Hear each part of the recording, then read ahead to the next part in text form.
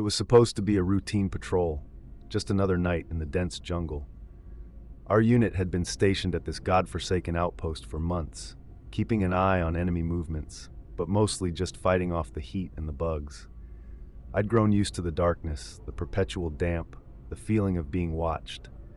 But nothing could have prepared me for what happened that night. Our squad consisted of 6 men. Sergeant Davis, a tough, no-nonsense leader with a sixth sense for danger. Corporal Mitchell, who was as steady as a rock. Private Collins, who could find humor in any situation. Specialist Ramirez, our radio operator and tech guy. Private Johnson, a rookie straight out of training. And me, Lieutenant Harris. We were a tight-knit group, bonded by countless nights like this, trudging through the mud, listening for anything out of the ordinary. We were about 10 clicks from base, following a narrow trail that twisted through the underbrush like a serpent. The moonlight barely penetrated the thick canopy overhead, casting eerie shadows that seemed to move and shift as we passed. The jungle was alive with the sounds of insects and distant animal calls, but there was an underlying silence that set my nerves on edge. "Keep your eyes peeled, boys," Davis whispered, his voice barely audible over the rustle of leaves. "Something doesn't feel right." We pressed on, weapons at the ready, every sense on high alert. The further we went, the thicker the air seemed to become, heavy with an almost tangible tension. After about an hour, we came across an old, abandoned village. It wasn't on any of our maps, and its presence was unsettling. The huts were decayed and overgrown, as if nature had been trying to reclaim them for decades. "Stay sharp," Davis ordered. "We're going to take a look around." We split into pairs and began to search the village. Mitchell and I took the northern end, moving cautiously through the dilapidated structures. The air was thick with the smell of rot and decay. It was clear no one had lived here for a long time, but there was something else, something that made my skin crawl. "Hey, LT, over here," Mitchell called softly. I turned to see him standing at the entrance to what looked like a communal building, larger and more intact than the others. As I approached, I noticed strange symbols carved into the doorframe, unlike anything I'd seen before. They were intricate, almost hypnotic, and they filled me with a deep sense of unease. "What do you think it means?" Mitchell asked, his voice barely above a whisper. "I don't know," I replied, "but I don't like it." We pushed the door open and stepped inside. The interior was dark and musty, but we could make out a large, open space filled with long-forgotten relics. In the center of the room, there was a large stone altar, covered in what appeared to be dried blood. Around it were more of those strange symbols, drawn in a chaotic, almost frenzied manner. "Jesus, what the hell happened here?" Mitchell muttered. Before I could respond, we heard a scream from outside, followed by the unmistakable sound of gunfire. We rushed out to find the rest of our squad in a state of panic. Johnson was on the ground, blood pouring from a wound in his side, while the others fired blindly into the darkness. "What the hell is going on?" I shouted, trying to make sense of the chaos. "We were ambushed," Ramirez gasped, reloading his weapon. But it wasn't human. Davis grabbed me by the shoulder, his eyes wild with fear. "We need to get out of here now!" We grabbed Johnson and started to retreat, but the jungle seemed to close in around us, the shadows deepening and the air growing colder. The sounds of the night had changed too, replaced by an eerie, almost melodic whispering that seemed to come from everywhere and nowhere at once. As we stumbled through the underbrush, something struck Collins from behind, dragging him into the darkness before we could react.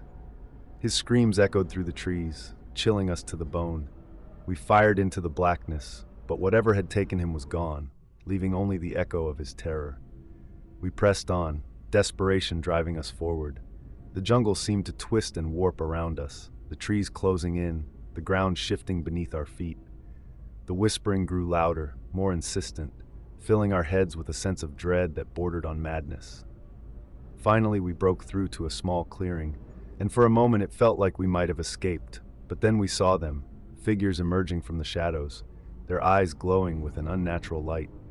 They were tall, gaunt, with elongated limbs and faces twisted into expressions of pure malice. The symbols we'd seen in the village were etched into their skin, pulsing with a sickly green light. We opened fire, but our bullets seemed to have little effect. The figures moved with unnatural speed, closing the distance between us in seconds. Davis went down first, his throat torn open by clawed hands. Ramirez was next, dragged screaming into the trees.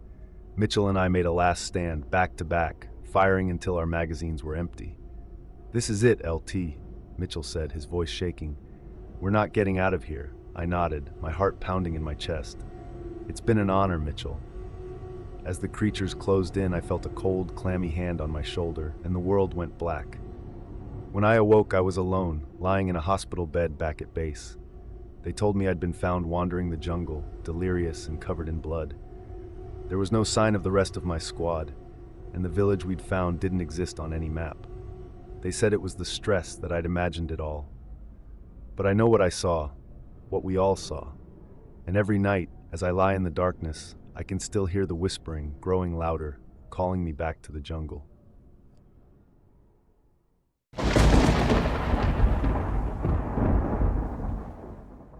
Our unit was deployed to a remote outpost in the Arctic, tasked with maintaining a communications relay station. It was the middle of winter, and the days were barely distinguishable from the nights, just a perpetual twilight under a sky that seemed to swallow light. We were isolated, hundreds of miles from the nearest town, and surrounded by an endless expanse of ice and snow. The team consisted of 8 men: Captain Thompson, a seasoned veteran with a calm demeanor; Sergeant Blake, a tough, no-nonsense leader; Corporal Miller, our medic; Specialist Evans, our communications expert; Private Lewis, a new recruit eager to prove himself; and myself, Lieutenant Williams. The other 2, Privates Baker and Johnson, were experienced but had a habit of cracking jokes to lighten the mood, which was necessary in a place like this. The outpost was a simple structure, a prefab building designed to withstand the harsh conditions. It had all the essentials: a common room, a kitchen, sleeping quarters, and a control room. Outside, the wind howled relentlessly, and the temperature could drop to unbearable lows. We had a routine, maintaining the equipment, monitoring communications, and trying to keep ourselves sane in the oppressive isolation. One evening, as the wind howled outside, we received a distress signal on the radio. It was faint, barely discernible through the static, but unmistakably human. Evans worked to clean up the signal, and we listened intently. "Mayday! Mayday! This is Echo Base. We are under attack. Request immediate assistance. Coordinates." The transmission cut off abruptly, leaving us in stunned silence. Echo Base was an old, abandoned research station about 50 miles to the north. It had been decommissioned years ago, and no one was supposed to be there. Thompson immediately ordered us to gear up and prepare for a reconnaissance mission. We had to find out what was going on. We set out on snowmobiles, the landscape around us a monochrome blur of white and gray. The journey was grueling, the cold seeping into our bones despite our insulated suits.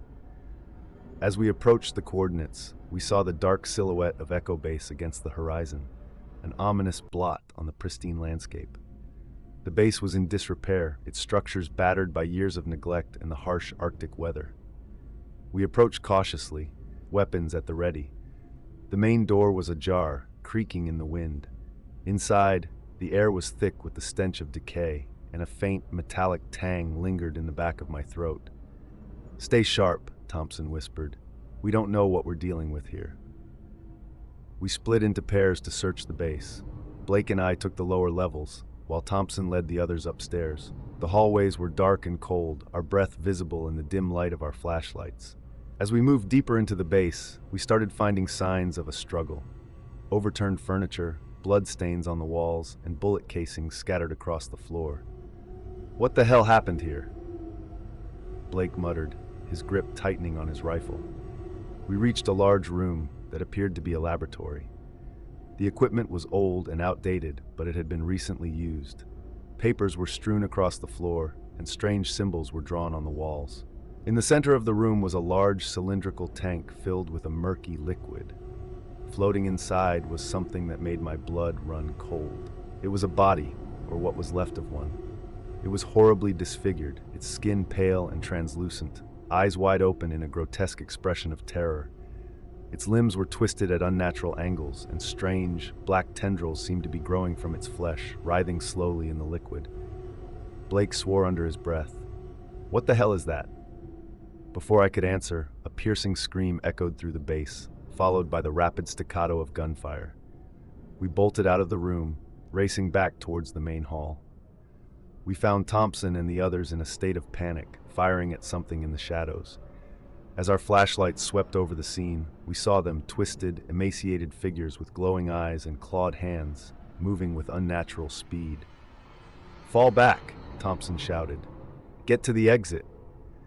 We fought our way back through the base, the creatures relentless in their pursuit. They moved in and out of the shadows, their movements almost fluid, as if they were part of the darkness itself. Lewis went down first, dragged screaming into the abyss. Evans was next, his screams echoing through the corridors as the creatures tore into him. We reached the main door, but it slammed shut before we could escape. Thompson and Miller tried to force it open while Blake and I held off the creatures. My heart pounded in my chest, my breath coming in ragged gasps.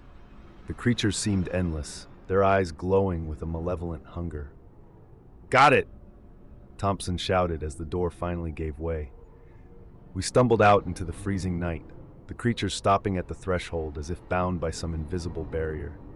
We mounted the snowmobiles and sped away, the base shrinking into the distance behind us.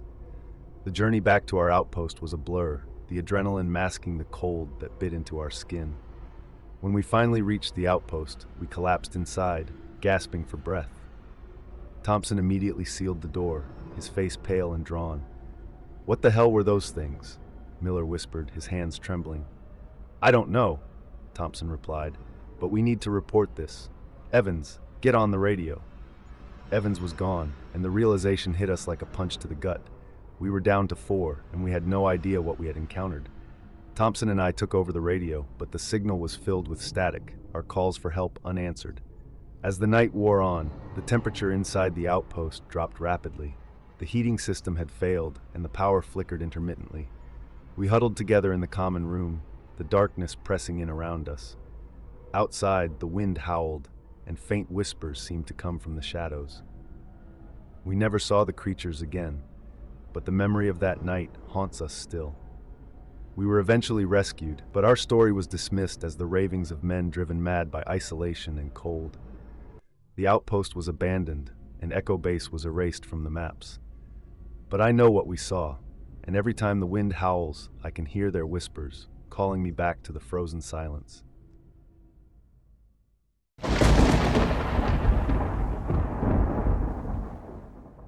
I was stationed at a remote base in the Middle East, a sprawling labyrinth of concrete and barbed wire in the middle of the desert.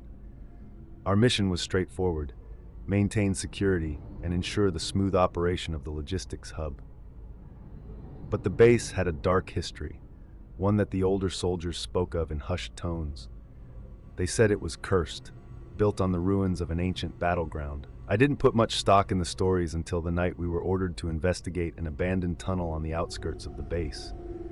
The tunnel was part of an old, defunct supply route, sealed off for decades due to structural instability. Recently, however, there had been reports of strange noises coming from within: whispers, footsteps, and occasional unearthly screams. Command decided it was time to check it out.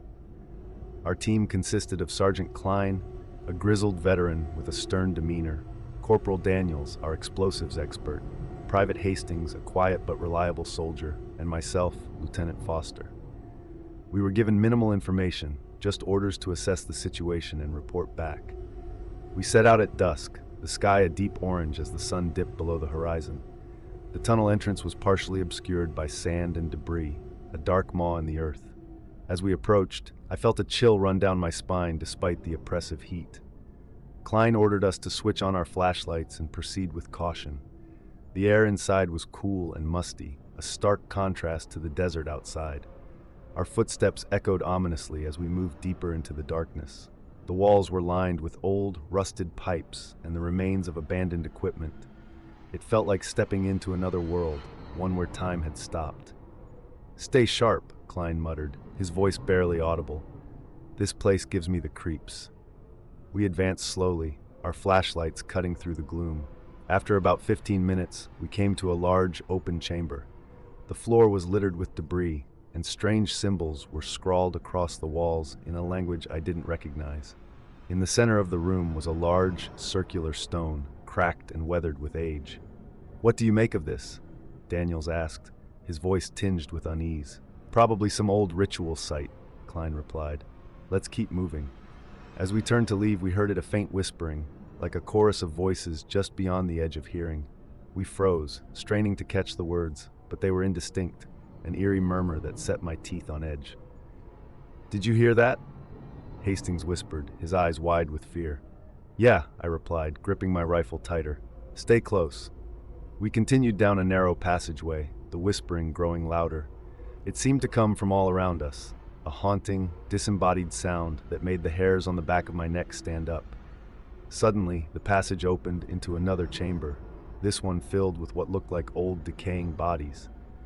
"What the hell is this?" Klein said, his voice barely concealing his fear. The bodies were arranged in a circle, their faces contorted in expressions of agony. Their uniforms were tattered and unrecognizable, but it was clear they had been soldiers. The air was thick with the stench of decay, and flies buzzed around the remains. "We need to get out of here," Daniels said, his voice shaking. "This place is cursed." As if in response, the whispering grew louder, more insistent. It felt like the walls were closing in, the darkness pressing down on us. We turned to leave, but the passage we had come through was gone, replaced by a solid wall of stone. "Impossible," Klein muttered, pounding on the wall. "This wasn't here before." Panic set in as we realized we were trapped. The whispering turned into a low, guttural chant, filling the chamber with an oppressive, malevolent energy. The bodies on the floor seemed to shift, their limbs twitching as if coming to life. "Move! Now!" I shouted, and we bolted down another passage, the chant echoing behind us. The tunnel twisted and turned, leading us deeper into the earth. Our flashlights flickered, the batteries drained by some unseen force. The air grew colder, our breath visible in the dim light. After what felt like hours, we stumbled into a final chamber. In the center stood a figure, shrouded in darkness. Its eyes glowed with an unnatural light, and it radiated an aura of pure evil. The whispering ceased, replaced by a deafening silence. "Who are you?" Klein demanded, his voice trembling. The figure stepped forward, revealing a gaunt, skeletal face. Its mouth opened, and a voice like nails on a chalkboard filled the air. "I am the guardian of this place," it said. "You have trespassed on sacred ground." "We didn't mean to," I said, my voice barely above a whisper. "We were just following orders." The figure laughed, a hollow, mocking sound. "Orders will not save you. You are marked." Before we could react, the chamber filled with a blinding light. I felt a searing pain in my chest, like my heart was being torn from my body. The last thing I heard was the figure's laughter, echoing in my mind as everything went black. I woke up outside the tunnel, the sun high in the sky. Klein, Daniels, and Hastings lay around me, unconscious but alive. We were found by a patrol hours later, our bodies marked with strange symbols burned into our skin. We tried to explain what had happened, but no one believed us. The tunnel was sealed, and the base command declared it off limits. We were discharged, our records wiped clean, but the symbols remained, a constant reminder of that night. And every time I close my eyes, I hear the whispering, calling me back to the darkness.